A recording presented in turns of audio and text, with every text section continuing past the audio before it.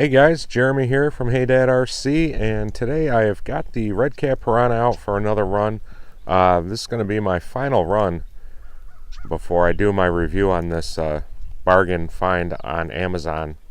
This truck has given me no issues. It's performed quite well, and the only thing I've done differently to it other than putting a LiPo battery in there is I did go around and check all four shocks. It seemed to be a little under damped, so I figured I'd check the oil level in the shocks, and all four of them were low and needed a bit of oil. That's the only thing I've done to this truck, so I figured I'd share the last run with you. And as I'm sure you can tell, conditions are less than ideal. Temp is about mid-20s, so hope that I don't break anything.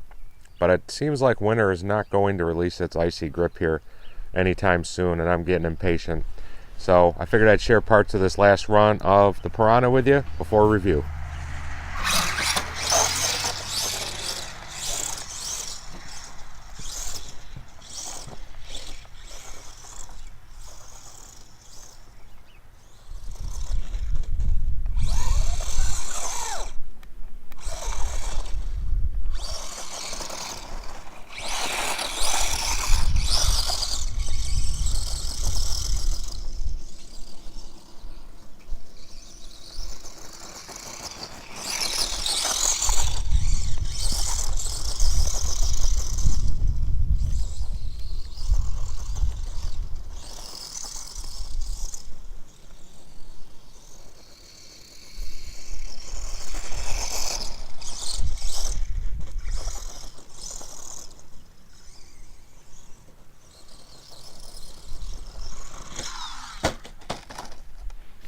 As to be expected with these ready to run tires. You know, they're not horrible. They're not like the tires on the Charisma short course truck that came with it that I've run, but you know, they're not the best either. They're a little bit hard, but obviously I'm sure they'd perform a bit better if it was 30 degrees warmer outside. I've yet to send it off this one here, and I probably shouldn't even do it as cold as it is, and the fact that I need to touch this jump up a little bit, but wouldn't be Hey Dad fashion if I didn't do it.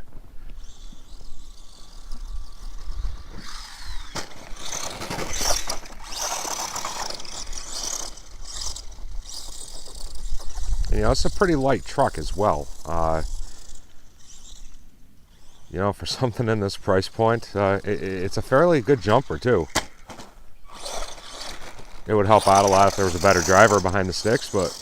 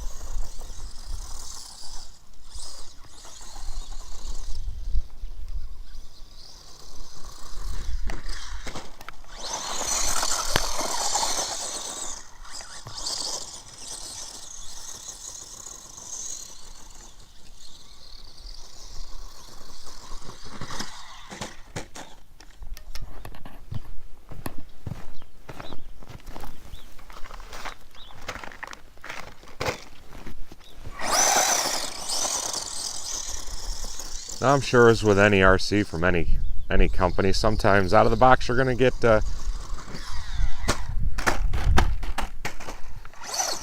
lemon. It happens. But I gotta say, in my experiences with this truggy, it has really been an extremely pleasant surprise how well this thing's performed for the money that I paid for it, how durable it's been, and not only that, how much the performance of this thing really picks up when you pop a 2S LiPo in there.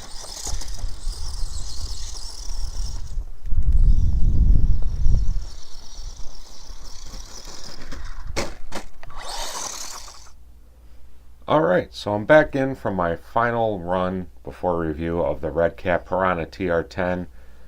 So now it's time for my final thoughts, my review on this bargain buy from Amazon. Like I said, when I picked this up off of Amazon right before Christmas, I got it for $75 and change delivered to my house. I looked yesterday on Amazon and you can still get it for $88 with free shipping, so applicable tax for where you live, still well under $100. And it's a complete ready to run truck.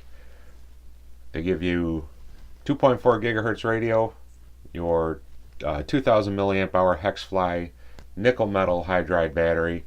They even give you 4 AA's for the radio. So this thing, even though it's a slow wall charger for the car battery, everything out of the box to get you going. And I think this was probably a pretty good marketing move by Redcat to do this on Amazon right before the holidays. I'm sure a lot of people not only scoop this up for their kids, but probably for themselves as well. So me coming from a point of review, again, this is a truck that a lot of new people are going to buy or buy for their kids as their first hobby grade RC. And I think, kind of like I had said in my review of the Phazon, I wish rigs like this were out there when I was a kid. Would have made it a lot cheaper to get into this hobby to begin with. Although I really enjoy the experience of building kits, it's not really all that cost effective either, although it is an enjoyable experience. But something like this, you can tell whether or not yourself or your kid or whoever you buy this for is going to like it and not have to drop a lot of money. So number one, a lot of credit to Redcat, a lot of credit to Arma as well for their voltage lineup of vehicles. Both companies have rigs that are a lot more expensive, you can drop a lot more money on, but putting something out there like this at this price point gives people that option. And it's great for us as consumers. It's good for the company because it's allowing somebody to try their brand and not have to break the bank doing it. So my thoughts on this truck, well, first of all, let's take the lid off. Look underneath. It's a 2-in-1 receiver ESC. A lot of companies are doing that nowadays with their inexpensive offerings. I don't have a problem with it in the vehicles that I've had with that combo in there just yet. They've always worked well. Keep in mind, you want to upgrade, let's say, to a mild brushless system. You're obviously going to have to change out, get a new radio, and put your new receiver in there as well. And I think just for the heck of it, to see what else I can do with this truck, at some point I'll probably go brushless with it. A lot of adjustability on this car for the money that you spend. I mean, you've got adjustable links. They're plastic cap, but the links themselves are metal. Front and back on the front. Same deal on the back here.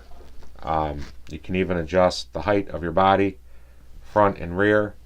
And not only are you getting plastic filled shocks, not only are you getting oil filled shocks, but they're plastic body threaded shocks, so you don't have to use the spacers to adjust your suspension ride.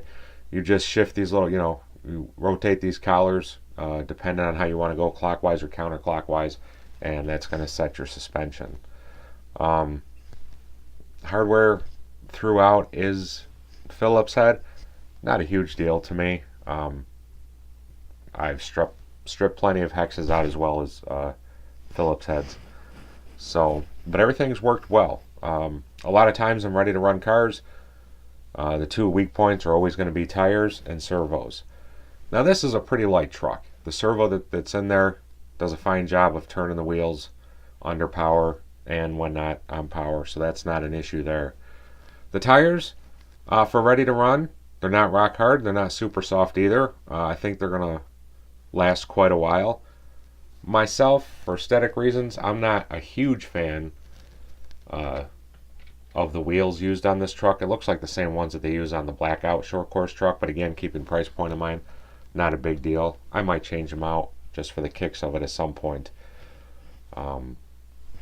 Keep in mind, this truck does have bushings all the way around, metal bushings, not bearings, so that's something that you might want to look at upgrading in the future. But all my time is running this truck, getting ready for this review here today. This truck has gone out and done exactly what I wanted to. All with the exception of the first run, I've been running a 5,000 milliamp hour 2S LiPo for all my testing, other than that first battery where I used a stock one. But this truck has held up well, and I finally found my first breakage today after running it out there, and I'm not surprised given the cold and the amount of bash that I've done to it. But when I was bringing everything back upstairs to set up for the review, I popped the body off and noticed that I broke off one of the rear body mounts right here, snapped clean off. So I'll look online, see how much a replacement for that is. Can't be all that much. But that's the only thing I've broken on this truck, and that's not going to keep me or anybody else from running it. Very impressed with that. Also, I've noticed here on the wing too, with some of those harder upside down landings, I don't know if the video will catch it, but back here there's some of those white stressing marks where eventually this wing is going to give way. There's also the marks back here on this corner of the wing, and it's also on the inside of this corner as well. Kind of like with my Helion Conquest that I had. I mean, the rear spoiler on that was huge. I ended up shredding that in no time at all. I didn't expect this to last for a long time either. But this truck, every time I have gone out, has run without issue.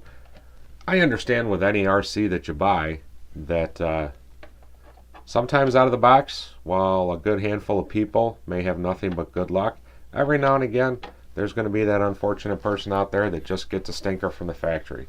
It happens, but my experience with the Redcat Piranha Tr10 has been amazing. Again, for the price point, I've been very, very, very impressed. And I wish more companies would do things like this. And I give Redcat a lot of credit offering something like this. And it was, in my opinion, kind of a smart marketing move as well, to offer this car on Amazon for the money that you pay for right before the holidays. I'm sure a lot of people pick this up for their kids and also themselves. Arrma's done the same thing, obviously, with their voltage line with the Granite and the Phazon as well. And I wish more companies would do that to entice more people to get into the hobby. Redcat, Arrma, they have vehicles, obviously, that are much, much more expensive than these offerings right now with the two respective vehicles. But not everybody is going to want to go out and drop $300 or $400 on their kid for being their first RC, or somebody buying it for themselves are not going to want to drop that kind of money right out of the gate for an RC.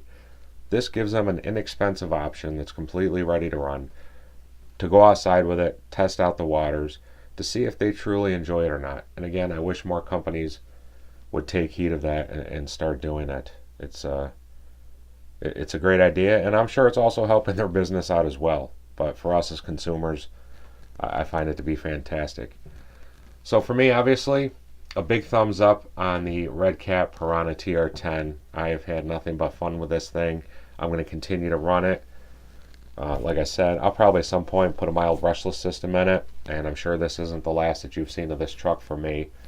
I'm going to hang on to it. It's been a lot of fun, and it's been very durable. And I would, if I had a friend or somebody ask me, I'm thinking about picking this up for myself or my kid, would you do it? 100% yes. I'm not a homer for any one RC company. I own Tamiya's, I own Traxxas, I own Redcat. What else have I got? I've got Charisma, I've got Kyosho. I buy what I like. I buy them based on primarily cost, but I also buy them based on what I think looks cool or what might be the most fun. So this one definitely has been a lot of fun. I highly recommend it. And I appreciate you guys taking a moment out of your day to watch a video that I do just for fun. That means a lot to me. I appreciate everybody's support. If this is your first time checking out my channel and you enjoyed this video, I urge you to subscribe and don't forget to hit that notification bell so that as I continue to do new videos, you're going to know about it. As always, guys, I appreciate it. Have a great day. We'll see you next time. Have fun RCing.